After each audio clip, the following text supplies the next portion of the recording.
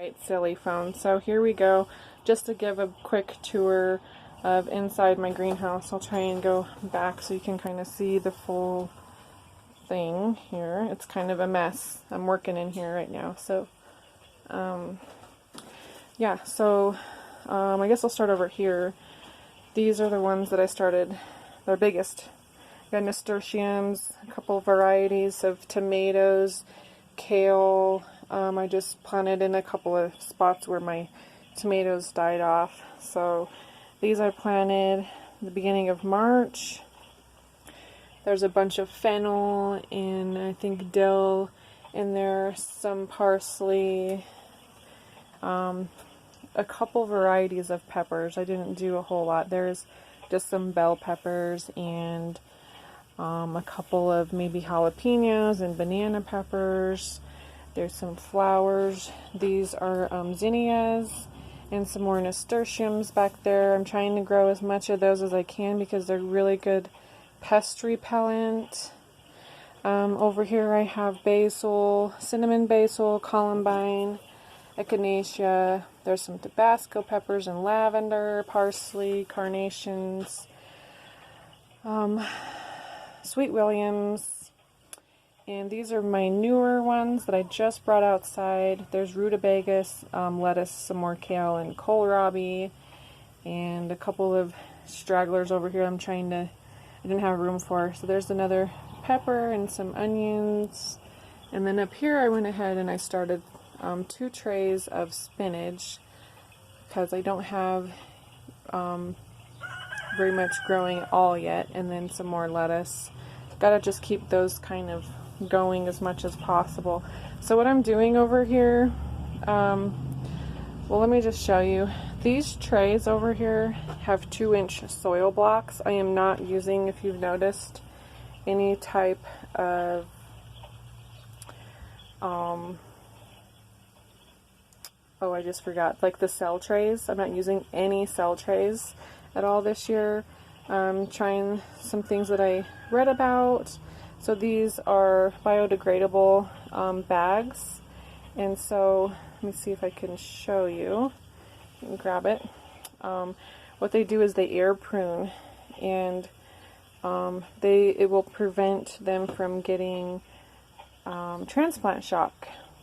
And then you can just plant the whole thing in the ground. Same with these, just without the bag.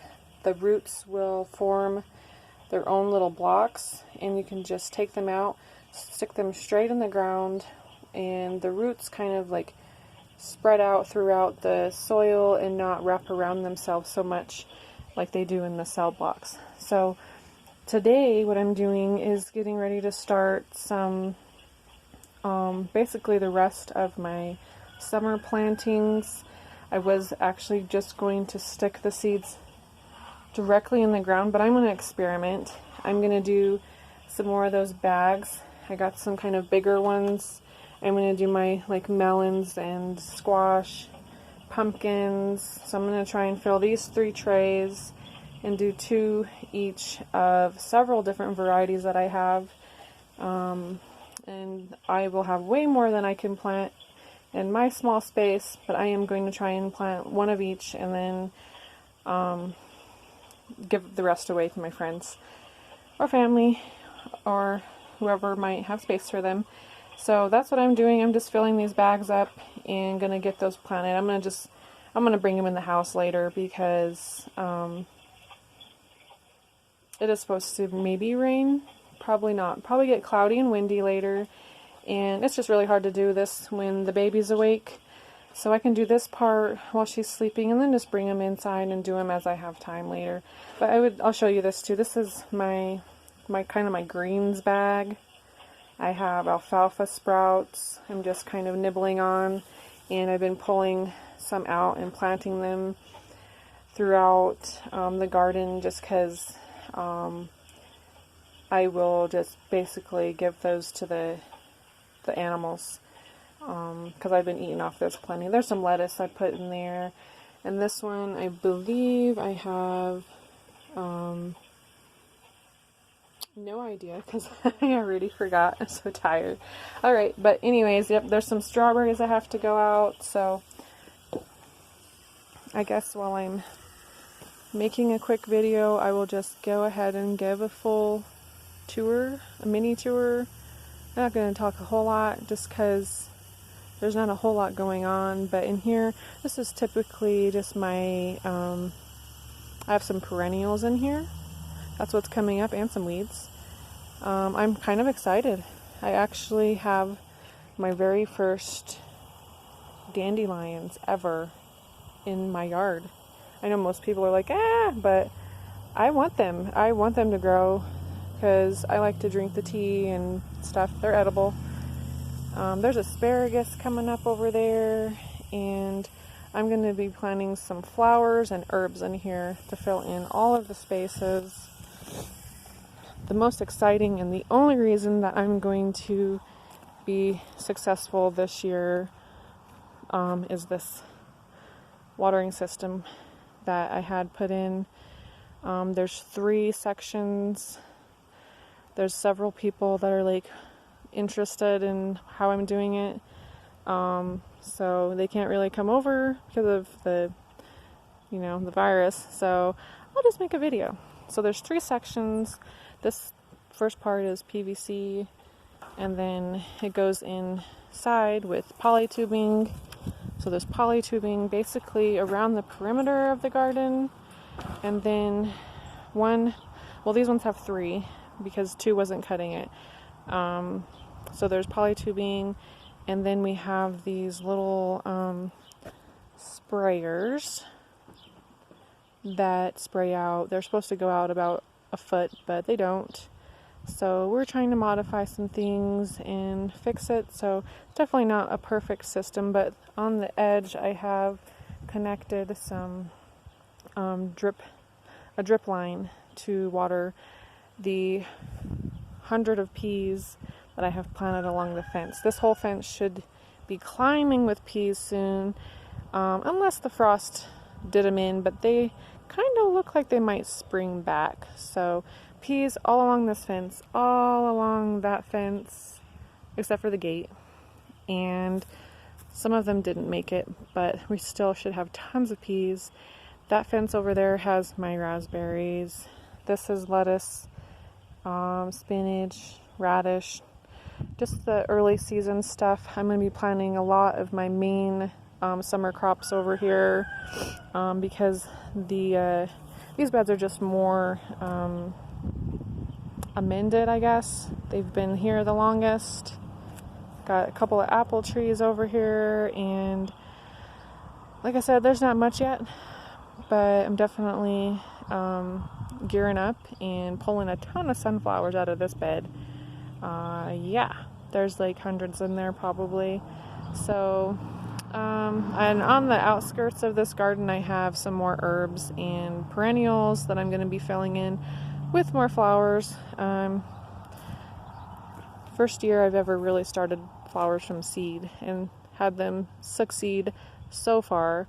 So that row, and that row, and there's 2 over there that are fully planted with cool season crops. Now they're not very big yet, so I'm kind of just waiting to see how they come up and what spaces I have left, and kind of go off of when they are going to be harvested.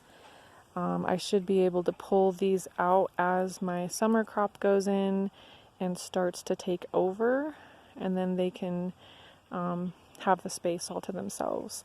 That is the plan. I have never done this before, so I think it'll work.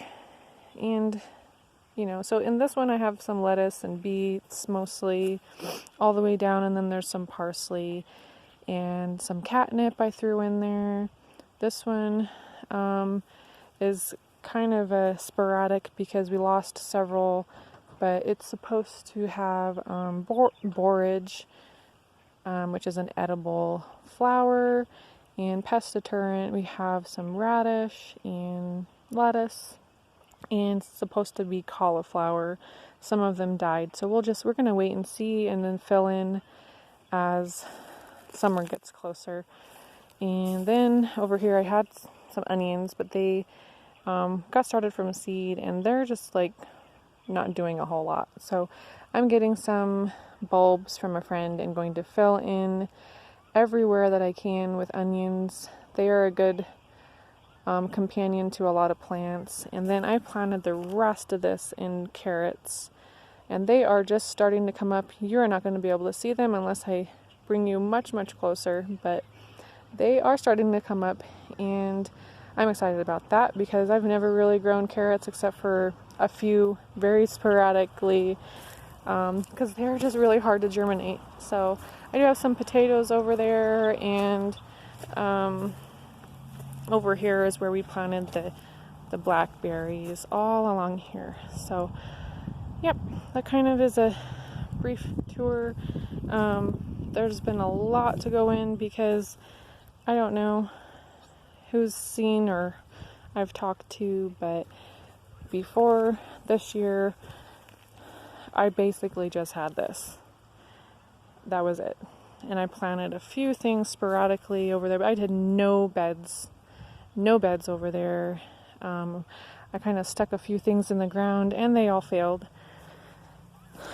So I did not garden last year, really. I just worked on adding to my compost because we have chickens and rabbits, and now we have goats. So we have been really working on compost, and and